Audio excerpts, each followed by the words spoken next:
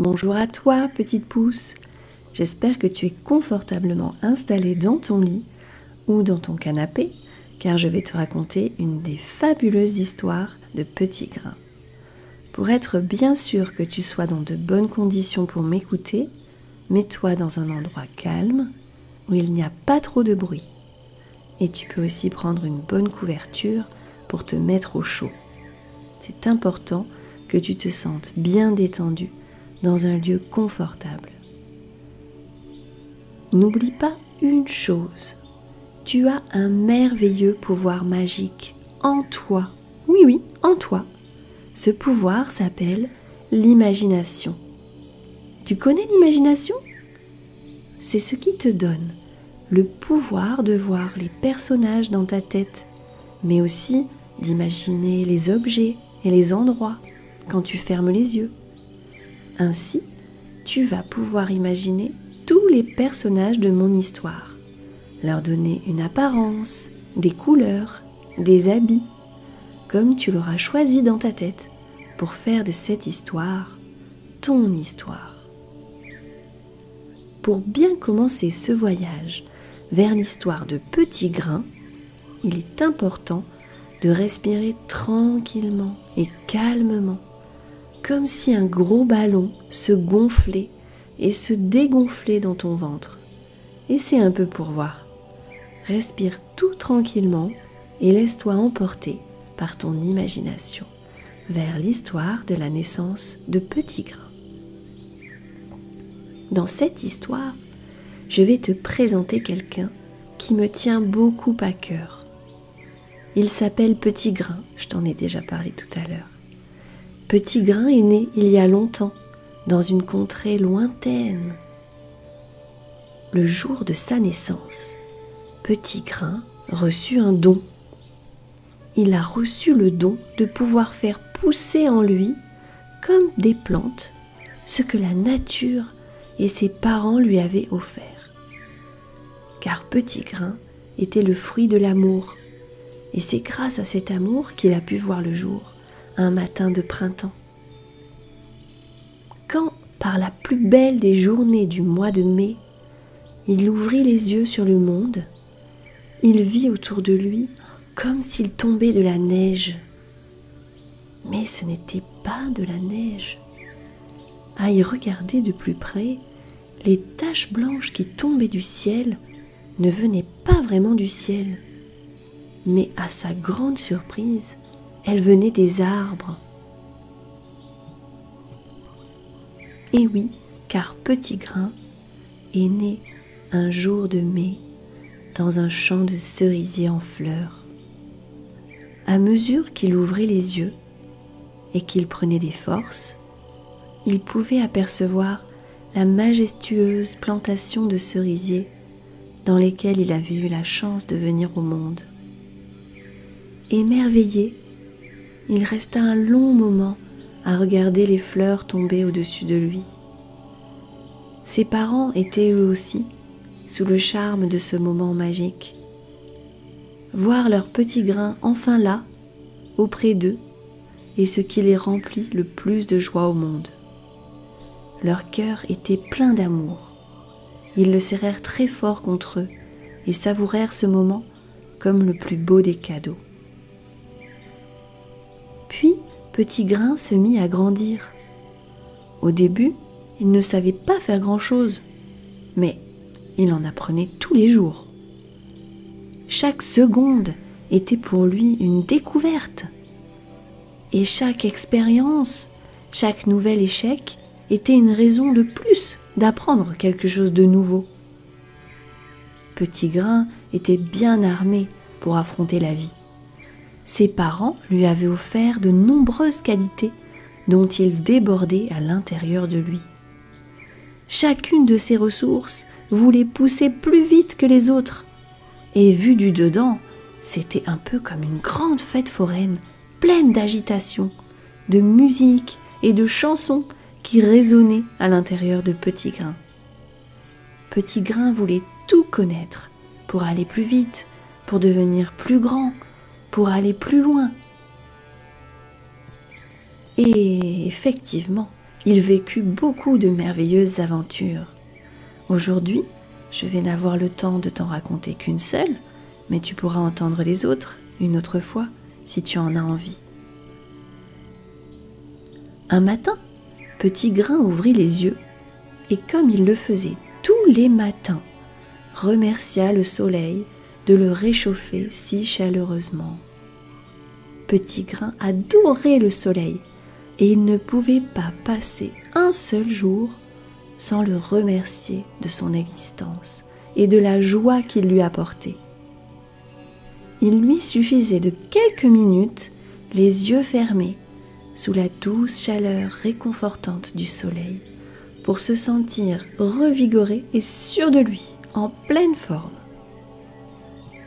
Alors, avec ce beau cadeau offert chaque jour par le soleil, Petit Grain n'oubliait jamais, en retour, de lui aussi bien le remercier. Ce matin-là, après avoir dit toute sa gratitude au soleil, il partit pour l'école en chantonnant. Il faisait clair, mais légèrement frais. Petit Grain n'aimait pas trop ces matins frais, mais trouva quand même de quoi faire pousser en lui sa graine de bonne humeur. En chemin, il regarda la mousse sur le muret d'en face et il lui imagina une forme rigolote. C'est vrai que ce petit morceau de mousse vert sur son coussin de pierre ressemblait beaucoup à un lapin qui se gratte le nez. En continuant son chemin, il sauta dans une flaque d'eau et regarda les ricochets des gouttelettes avec amusement. Puis, tout à coup, c'est Télébore qui vient perturber son champ de vision. Télébore, c'était sa petite voisine, qu'il croisait de temps en temps sur le chemin de l'école. Elle ne parlait pas beaucoup, mais le regardait souvent avec un drôle d'intérêt et un large sourire. Ce matin-là, elle ne leva pas les yeux vers lui et sembla assez bizarre. Petit Grain s'approcha doucement, comme à son habitude, mais cette fois, elle recula. D'un coup, Petit Grain sentit en lui pousser l'étonnement et la surprise. Mais il ne chercha pas plus loin et fila jusqu'à l'école sans y repenser. Après tout, on a le droit de ne pas sourire si l'on a envie. Le lendemain, il repensa à Télébore et se demanda si aujourd'hui elle le regarderait, si elle aurait meilleure mine et peut-être si elle allait lui sourire. Mais ce matin-là, il ne la vit pas du tout. Devant sa maison, personne. Il continua jusqu'à l'école en pensant de plus en plus à elle. En lui était en train de pousser la graine de la curiosité. Il se demandait « Mais pourquoi est-ce qu'elle ne m'a pas souri? Et comment ça se fait qu'elle n'était pas là ce matin ?» Sans cesse, dans sa tête, les questions lui revenaient. Il imaginait des choses toutes plus farfelues les unes que les autres. Il se disait « Non, c'est sûr, Télébore n'avait pas été piquée par une mouche tic-tic, ce qui lui aurait fait perdre son sourire. C'est peu probable, les mouches tic-tic ne sont pas là en cette saison. Ça m'étonnerait aussi qu'elle ait mangé trop de navets et que ça lui ait fait perdre toutes ses dents, comme m'a dit maman la dernière fois. » Vous l'aurez compris, Petit Grain imaginait vraiment beaucoup d'hypothèses, certaines assez farfelues. En lui poussait la graine de son imagination.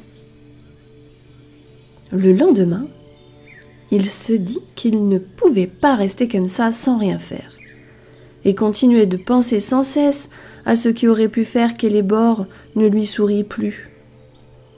Il devait faire quelque chose pour que ses pensées ne l'envahissent pas toute la journée comme les jours précédents. Alors, il décida de mener l'enquête. Il attendit ce matin-là, caché devant la maison d'Télébore, pour voir ce qu'il se passait. Il la vit sortir de la maison, toute guillerette, souriante. Puis, dès qu'elle l'aperçut, son visage se changea et devint tout bizarre. Surpris et aussi un peu vexé, il partit en courant jusqu'à l'école. Et là, toute la journée, il imagina encore et encore tout plein d'histoires plus étonnantes les unes que les autres pour essayer de comprendre ce qui avait pu arriver à Eléborg. Pourquoi était-elle aussi bizarre lorsqu'elle le voyait? Est-ce qu'il avait fait quelque chose de mal? Peut-être qu'elle lui en voulait pour quelque chose. Ce soir-là, sa maman vint le voir dans son lit pour le consoler, car elle avait bien vu que sa tristesse avait poussé pendant la journée. Elle le prit dans ses bras et lui dit simplement: « Tu sais, petit grain, souvent, on imagine le pire, alors que la vie nous réservait en fait le meilleur. Fais attention de ne pas rater ce meilleur. » Petit grain ne comprit pas tout ce que lui dit sa maman, mais la chaleur de son étreinte lui fit tout oublier et il s'endormit paisiblement. Le lendemain, il partit pour l'école avec un nouveau sentiment en lui qu'il ne connaissait pas jusque-là. En lui était en train de pousser l'espoir. Alors, il passa devant la jolie petite maison d'Eléborg et juste avant de franchir le petit portail de bois, il cueillit une jonquille. Quand elle sortit de sa maison, elle trouva Petit Grain debout devant sa porte, tenant à bout de bras sa jolie jonquille, avec un énorme sourire sur le visage. Et le sourire sur le visage d'Eléborg était aussi là, immense. Elle regarda Petit Grain en riant et lui dit: « Ah, je me demandais quand tu oserais venir me parler. » Alors, tu l'auras peut-être deviné, Eléborg était amoureuse de Petit Grain, mais envahie par la graine de la timidité, elle n'osait même plus le regarder. La timidité poussait tellement en elle qu'elle ne pouvait plus être elle-même. Heureusement que Petit Grain trouva l'espoir en lui d'aller voir ce qui se cachait derrière cette histoire. Imagine s'il avait continué à s'imaginer tout plein d'autres histoires farfelues. Il n'aurait jamais su. Depuis ce jour, tous les matins, Petit Grain va à l'école avec une jonquille à la main et Eléborg dans l'autre. La route est toujours plus joyeuse quand on ne la parcourt pas tout seul. Alors il ne te reste plus qu'à aller raconter cette histoire à d'autres, sans oublier que tu as le pouvoir de la transformer autant que tu le souhaites avec ta merveilleuse imagination. À bientôt, petite pouce, pour écouter les autres aventures fabuleuses de Petit Grain.